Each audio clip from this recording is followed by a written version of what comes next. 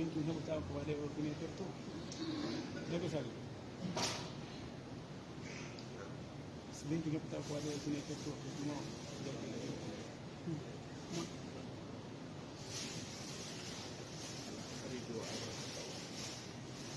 masi koy ko ƴettuɗen na fawaɗa waɗum piɗi on tan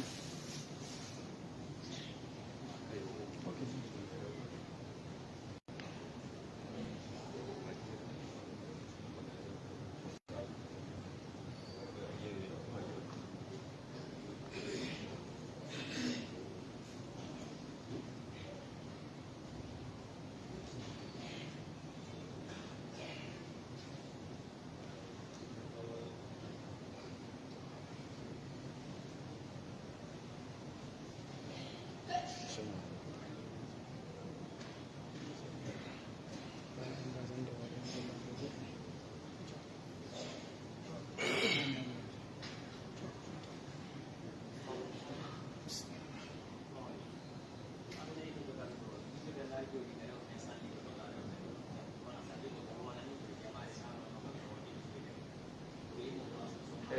en toro ni yalti Allah ono wonde ka rewɓe ka sonna ɓe salligotoɗo en toro ni Allah déplacé on kisa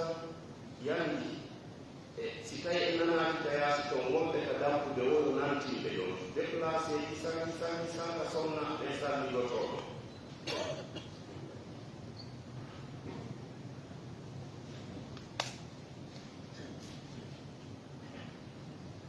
السلام عليكم ورحمة الله وبركاته.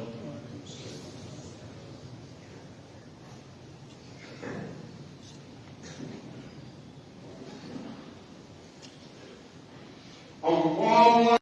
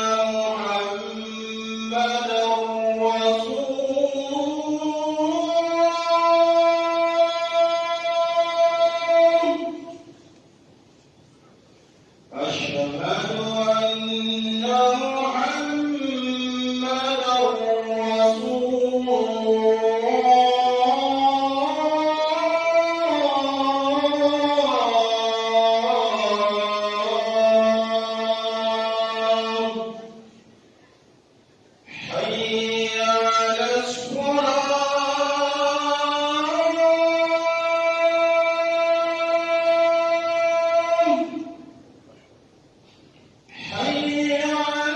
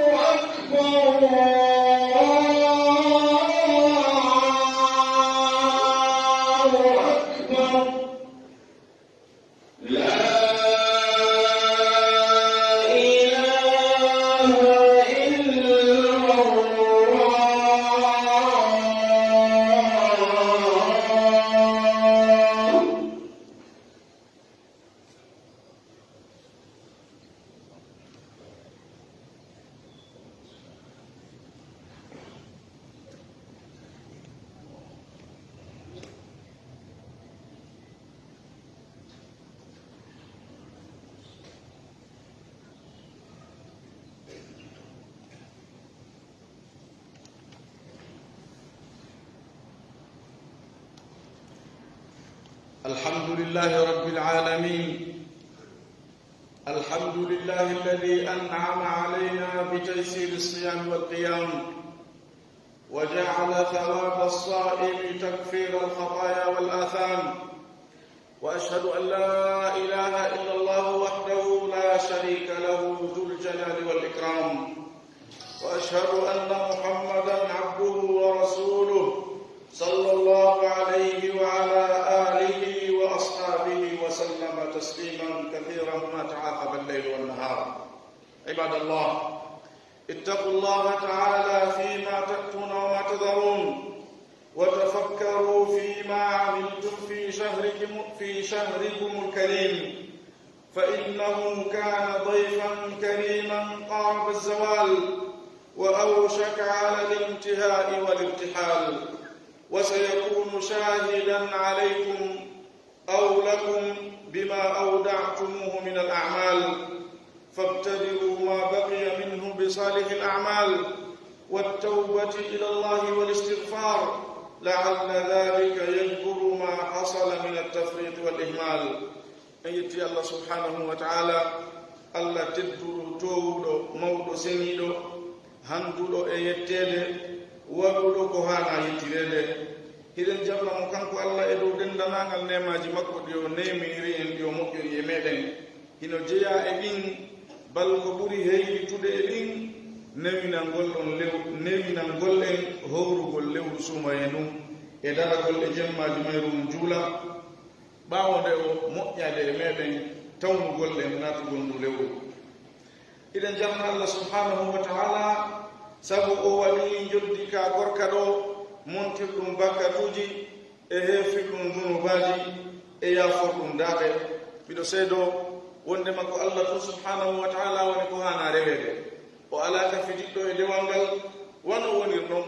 o hawtida e hay e goto e golleji makko ɗin, o hawtida kadi hay e goto e inɗe makko ɗen e sifaji makko ɗin. kanko allah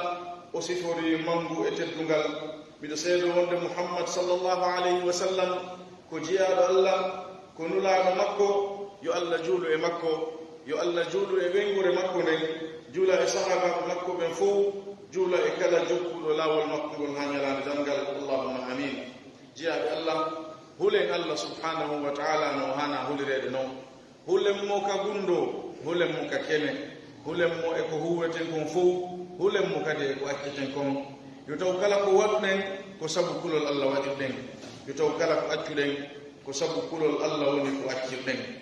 jomirawo seniɗo towɗo mo wi ya ayuha alladina amanu ittaqu llaha haqqa tuqatihi wala tamutunna illa wa antum muslimun. o wi hey kono e gonɗiɓe hule allah hattirde no o hana hulirede noon, wota on mayude si wona kon julɓe jebbinaniɓe allah subhanahu wa ta'ala. miijitoɗen mo kala meɗen hanani ɗum noon hande kadi ka miijito, ka datta noon hoore muɗum, ka fonta noon ɗeri muɗum ɗin. golle makko ɗe o golli ɗe mbindu lewru naati, hani noon ka koto kala e meɗen hande kadi natana noon e ñawugol hoore muɗum. sabu ala ko wawi ñawugol neɗɗo o wasi wa hoore makko yawti ñawore allah nde. ɓa an neɗɗo on hiɗa andi ko huwuɗa kon fof, hiɗa andi kadi ko accuɗa kon fof, hiɗa andi ko huwuɗa kon ko honno huwirɗa e ko fi hon ɗum woni ko huwirɗa. hiɗa andi kadi ko accuɗa kon ko fi hon ɗum woni ko accanɗa. neɗɗo noon ko woni malaɗo, ko woni hisuɗo, ko woni ñawowo hoore mum. darodayɗo e wonki munkin ɓuri ka jom golle darodata e gollanɗo ɗum on e hoore golle muɗum ɗen. ko honnum waɗanɗa ɗum ɗo, ko honnum accanɗa ɗum ɗo, ko honnum hayno waɗa ɗum ɗo, ko honnum hayno waɗira ɗum ɗo ni. neɗɗo kala no hani dartugol noon hoore muɗum.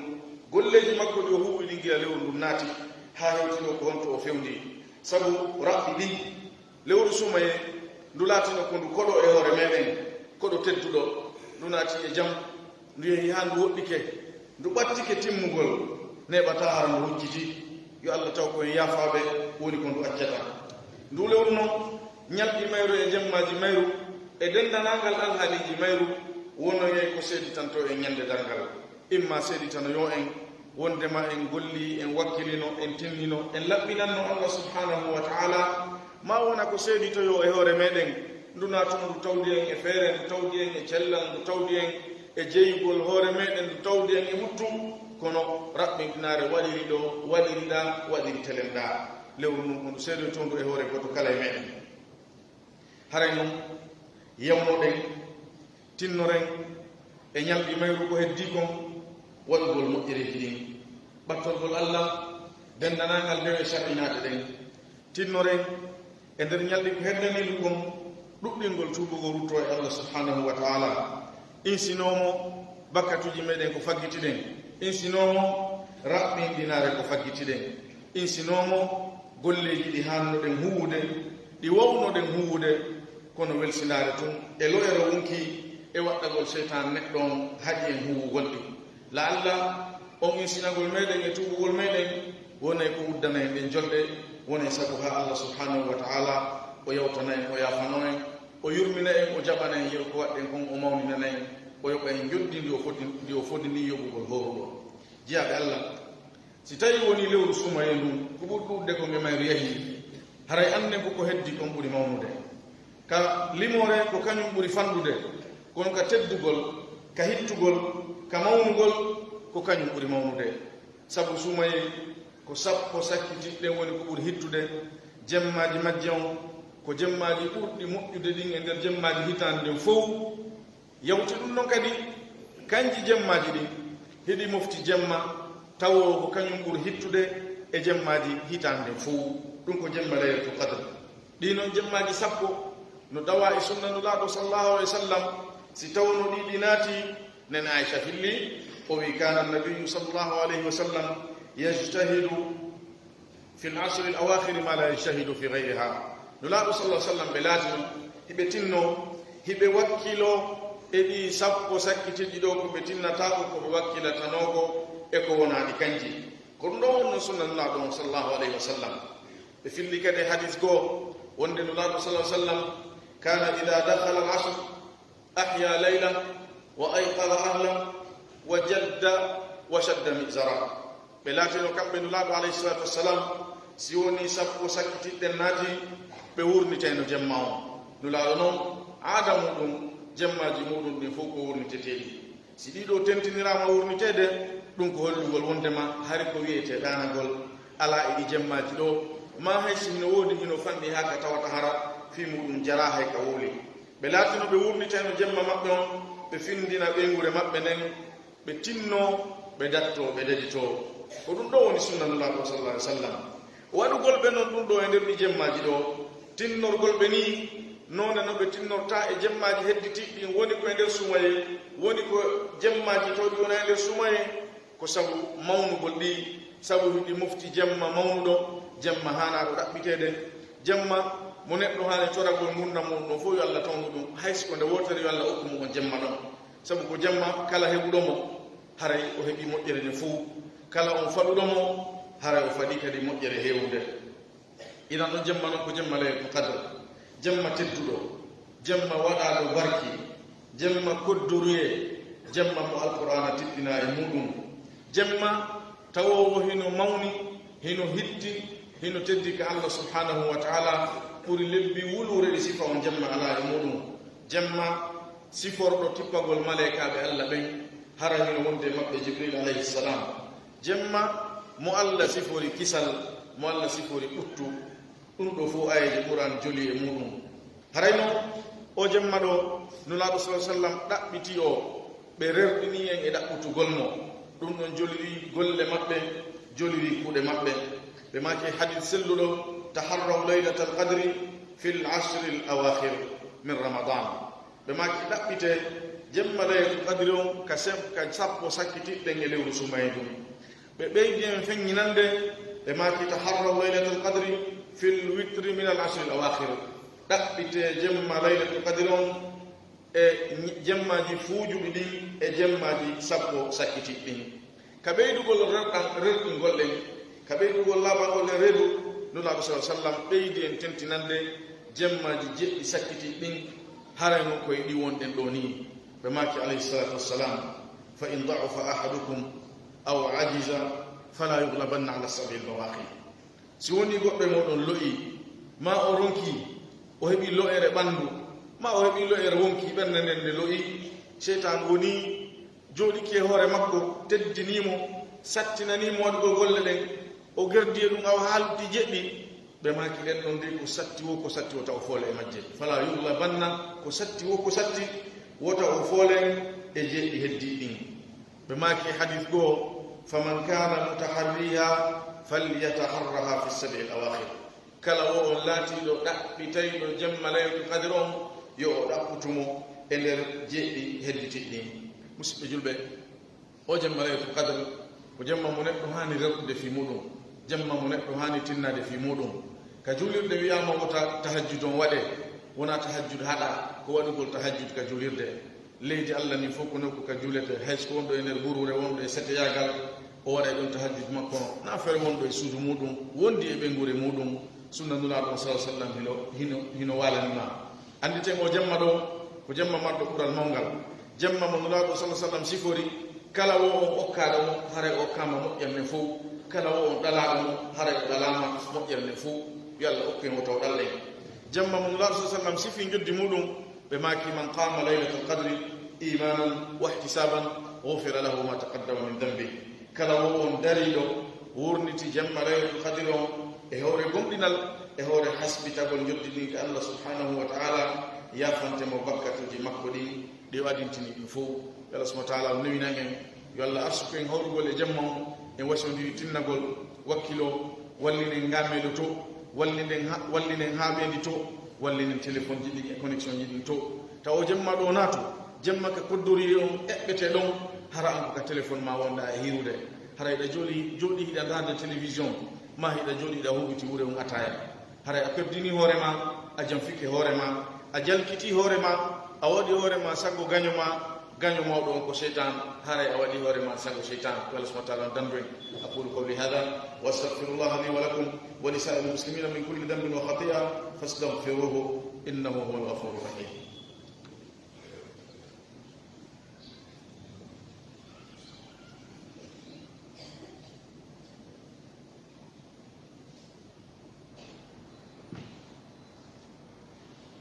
الحمد لله على إحسانه والشكر له على توفيقه وامتنانه وأشهد أن لا إله إلا الله وحده لا شريك له تعظيما لشانه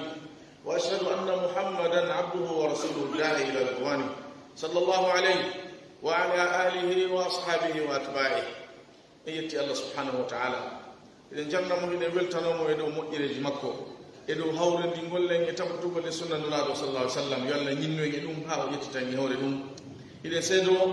wonde ko allah toni ko hana rewede o hawtida ɗum e gooto o sendodata ɗum e gooto o disodirta hay e gooto e nder ko wiyete kon dewal iɗen seedo wonde muhammad sallallahu alaihi wasallam ko jiyaɗo allah ko nulaaɗo makko suɓaɗo ɓurna yiiɗa teddina hoola nulira gonga e yummede jomirawo seniɗo wi'i wama arsalnaka illa rahmatan lil alamin min nuliralima si wona sabu yurmede wonande tagi fo mum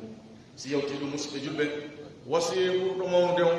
wasiye ɓurɗo hittude on ko wasiye kulol allah wasiye mo allah wasiyi ɗon atti ɓen e sakkitiɓɓen jomirawo seniɗo towɗo wi walaqad wassayna alladina utul kitaba min qablikum wa iyakum an ittaqullah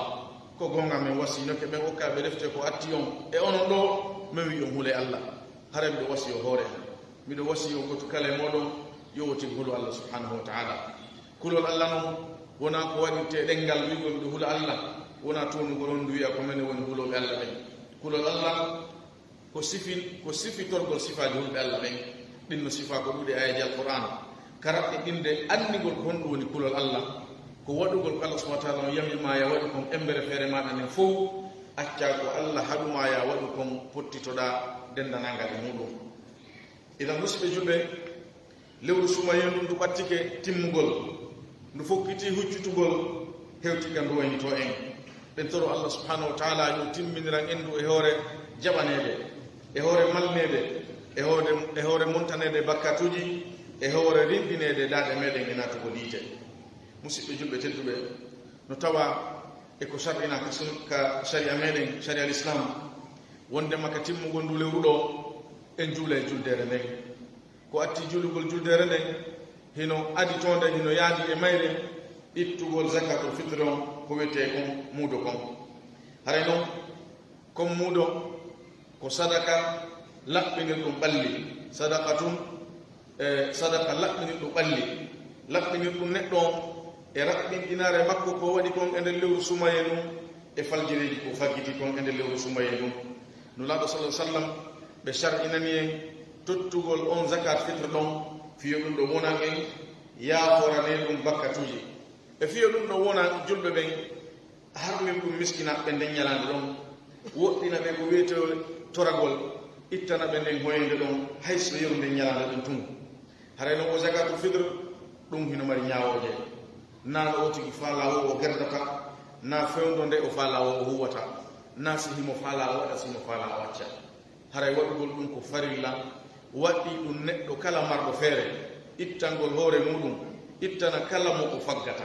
woni ko ɓeygu makko woni ko ɓiɗɗo makko woni ko ne'eteɗo makko woni ko gollanawo mo woni ko yumma makko e ben makko ɓeɗo fof kala tawɗo e ɓeɗo ko ley dépense makko woni ko kanko woni ɓe faggude haray hino waɗɗimo ittangol ɓeɗo ibnu umar ibnu abbas radiallahu anhum e ko wona ɓeɗo e sahabaɓe nulaɗo sallallah alih w sallam no filli hadith ɓe wi'i wondema nulaɗo sa sallam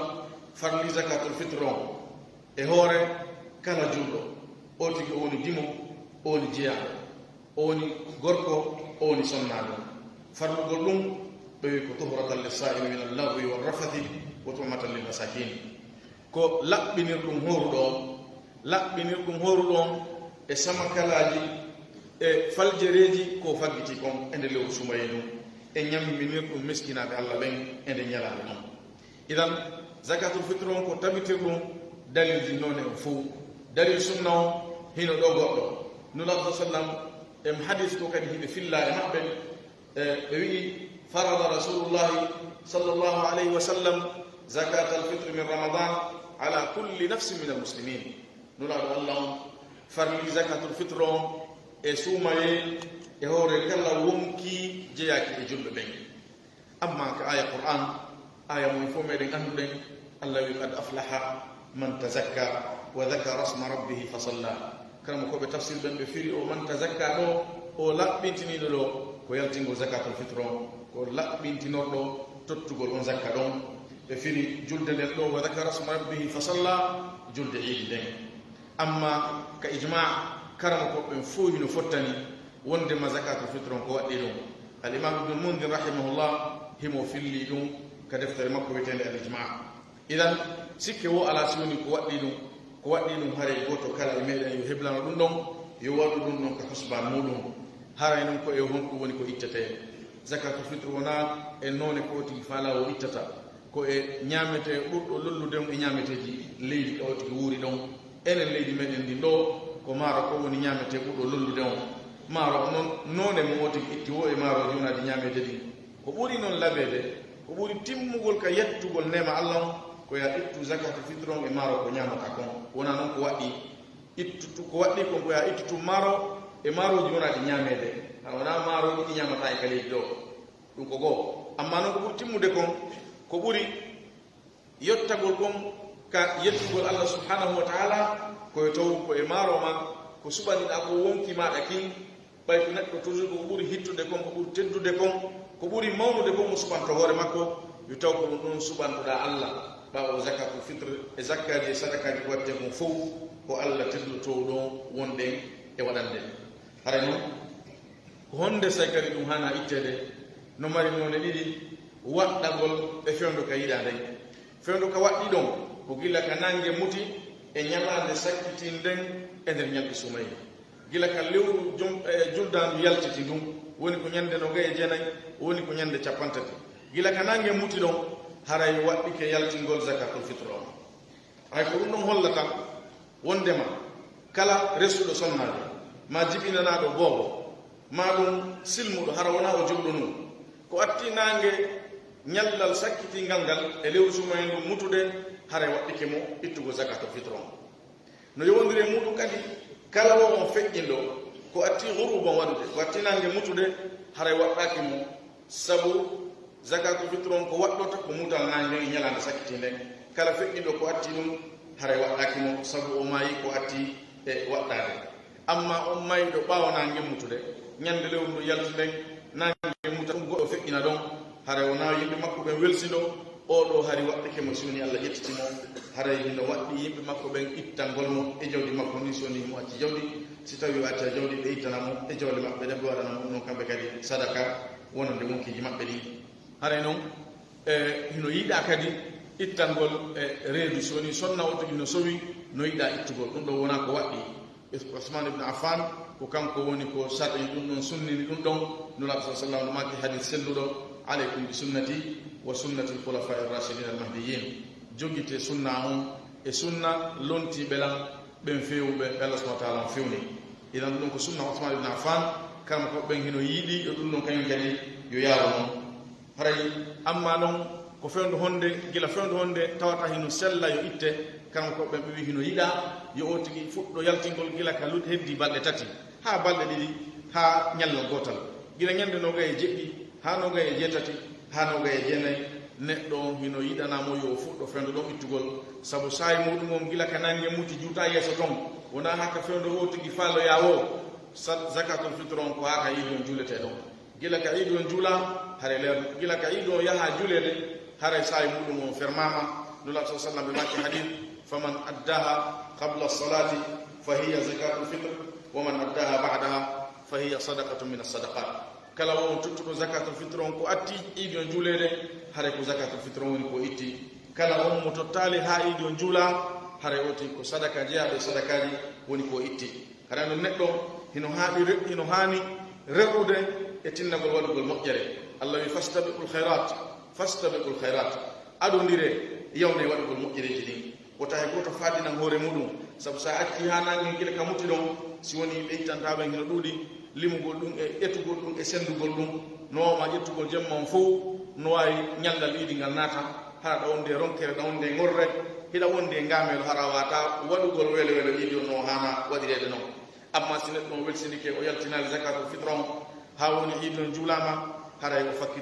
faggitike bakkato mawɗo o toñi hoore makko o raɓɓinɗinike e hoore makko o yaw o woppi yamirore joomi makko on hay no waɗɗimo ittugol zakatul fitre on hay so woni sahi muɗum o feƴƴi e hoore ɗum no waɗɗimo tubugol rutto e Allah subhanahu wa ta'ala si yawti ɗum haray noon karam koɓɓen no anndi ɗon noon hino lutodiri yarli hino sella ittugol coggu muɗum on ka ko kañum ayno on tigi ñamete on tigi woni ko ittete amma ittugol ñamete on hino fottana wondema ko hunde sellude amma ittugol coggu on woɓɓe no wi hino selli sabu wigol hannde alhaali jama on serti e ɓaawo ɗo jama on ko argent espèce on mbuuɗi kaaki ɗin ɓuri haton jinde edi ñamete on ala kulli hal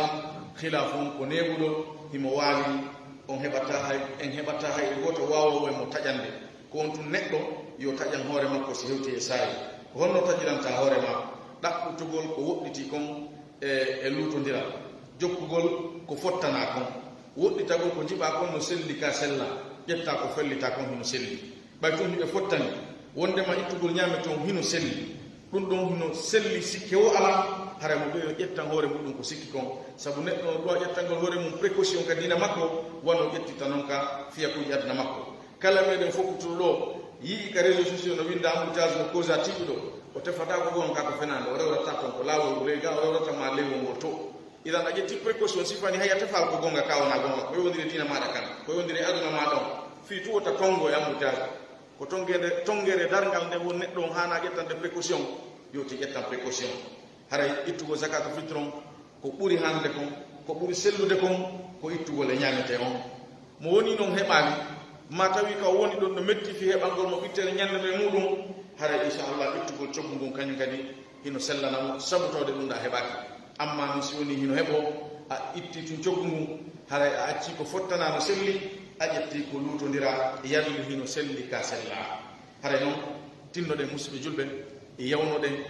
hiren e heɓugol moƴƴere Allah nden hiren e ñiɓugolde sunna nula ɗon sallallahu alayhi wa sallam hiren woɗɗitagol woppugol mo hay embere ƴeru kama seno tuggoto allahumma salli ala muhammad wa ala ali muhammad kama sallayta ala ibrahim wa ala ali ibrahim innaka hamidum majid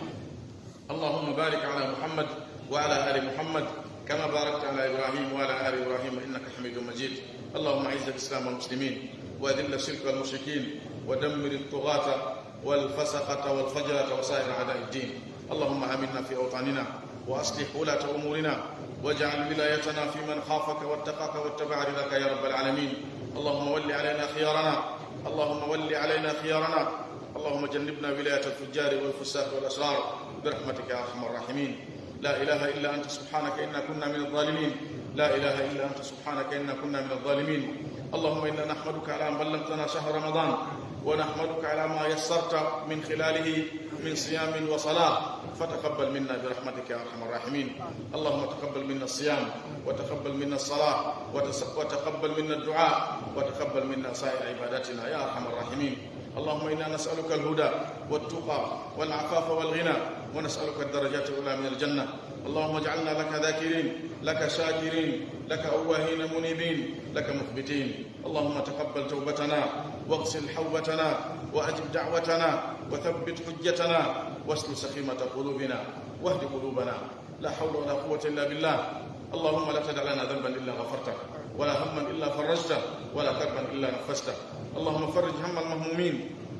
اللهم فرج هم المهمومين، ونفس كرب المكروبين، واقض الدين عن المدينين، واشف مرضانا ومرضى المسلمين. ان ترك الله يؤتوا عندك لا امين يو هنا كلا سكرالو يو يافو en bakatu jimeden yo yafo mawbe meden fekkimbe yo ko dum munna heddi de munna e hore rewgol mo e wotindingol mo e nyibugol sunnatullah sallallahu alaihi wasallam. en toro Allah mo ina ngam battaneji men ngi fu en toro mo kala ande ko wondude ngi mudum ere ngi musbe meden fu yalla itangen kala sattede yalla itto wottitira newende e buttu e fowtere e teddungal e kolgal e kisal e malal. toro Allah timminirangen lew sumay dum hewre jabanede e hore yafanede bakkatuji e hore rindinede dade mudum e natugo liite. Allah winda en fome natugo aljanna. لا إله إلا أنت سبحانك إنا كنا من الظالمين. عباد الله، إن الله يأمر بالعدل والإحسان وإيتاء ذي القربى وينهى عن الفحشاء والمنكر والبغي يعظكم لعلكم تذكرون. فاذكروا الله العظيم الجليل يذكركم، واشكروه على آلائه ونعمه يزدكم، ولذكر الله أكبر، والله يعلم ما تصنعون.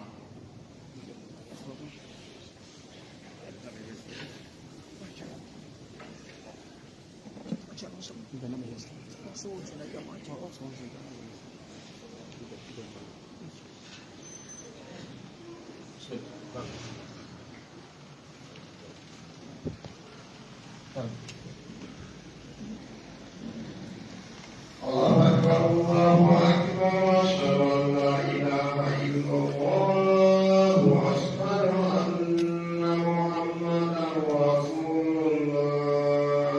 حي على الصلاة حي على الفلاح قد قامت الصلاة قد قامت الصلاة. الله أكبر الله أكبر لا إله إلا الله. استووا اعتدلوا عدد المناكب والأقدام. استووا.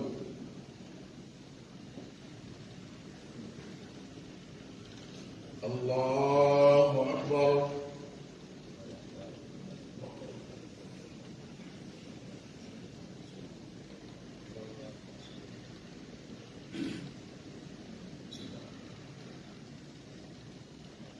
الحمد لله رب العالمين الرحمن الرحيم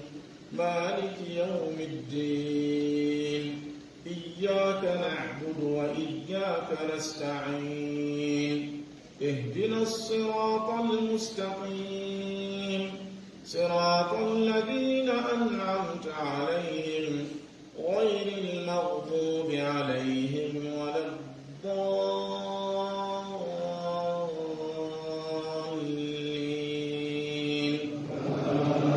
آمين.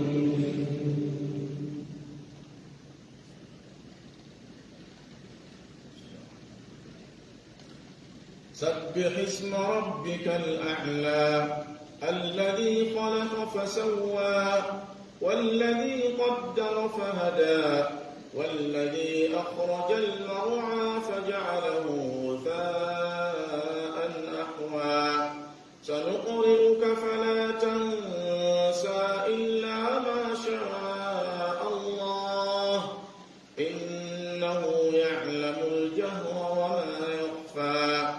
ونيسرك لليسرى فذكر إن نفعت الذكرى سيذكر من يخشى ويتجنبها الأشقى الذي يصلى النار الكبرى ثم لا يموت فيها ولا يحيا قد أفلح من تزكى وذكر اسم ربه فصلى بل تؤثرون الحياة الدنيا والآخرة خير وأبقى إن هذا لفي الصحف الأولى صحف إبراهيم وموسى. الله أكبر.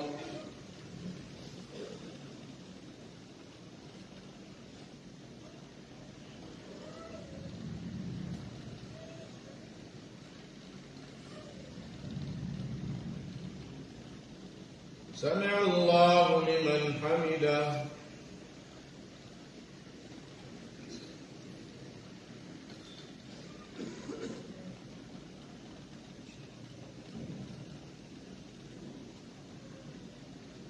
الله أكبر.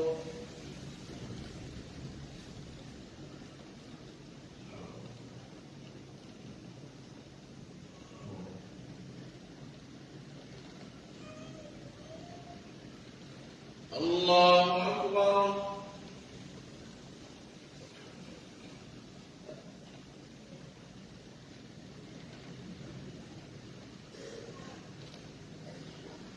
الله أكبر.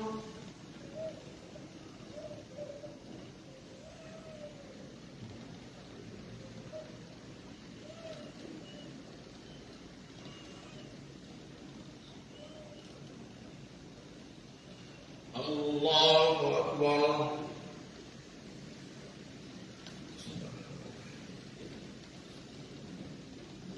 الحمد لله رب العالمين الرحمن الرحيم مالك يوم الدين إياك نعبد وإياك نستعين اهدنا الصراط المستقيم صراط الذين أنعمت عليهم غير المغضوب عليهم ولا الضالين.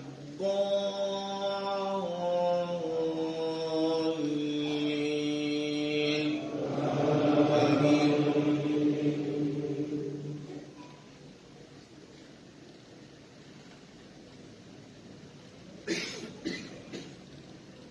هل أتاك حديث الغاشية وجوه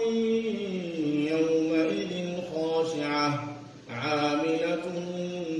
ناصبة تصلى نارا حامية تسقى من عين آنية ليس لهم طعام إلا من ضريع لا يسمن ولا يغني من جوع وجوه يومئذ ناعمة لسعيها راضية في جنة عالية لا تسمع فيها لاغية فيها عين جارية فيها سرر مرفوعة وأكواب موضوعة ونمارق مصفوفة وزرابي مبثوثة أفلا ينظرون إلى الإبل كيف خلقت وإلى السماء كيف رفعت وإلى الجبال كيف نصبت وإلى الأرض كيف سطحت فذكر إنما أنت مذكر لست عليهم بمسيطر إلا من تولى وكفر فيعذبه الله العذاب الأكبر إن إلينا إيابهم ثم إن علينا حسابهم الله أكبر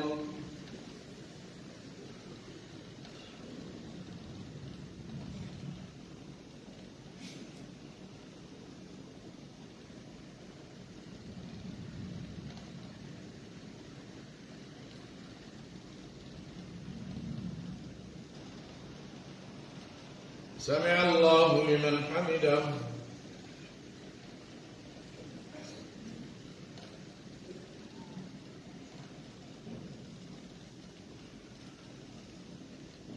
الله أكبر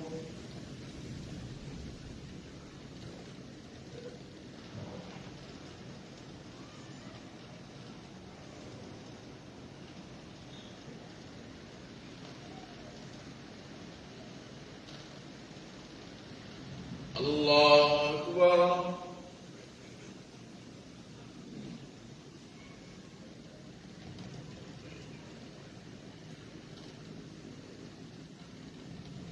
الله أكبر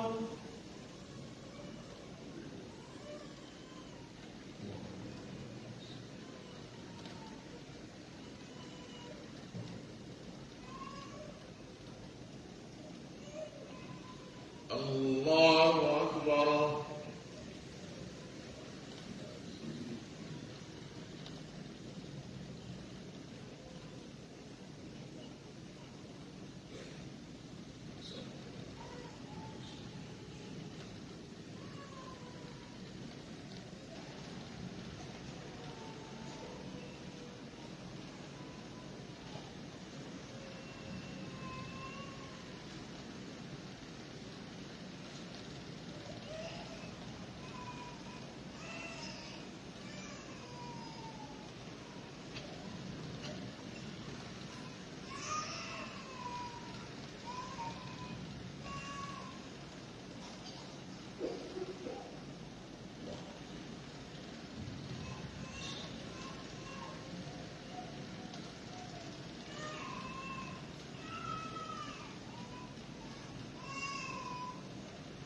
السلام عليكم ورحمة الله. السلام عليكم ورحمة الله.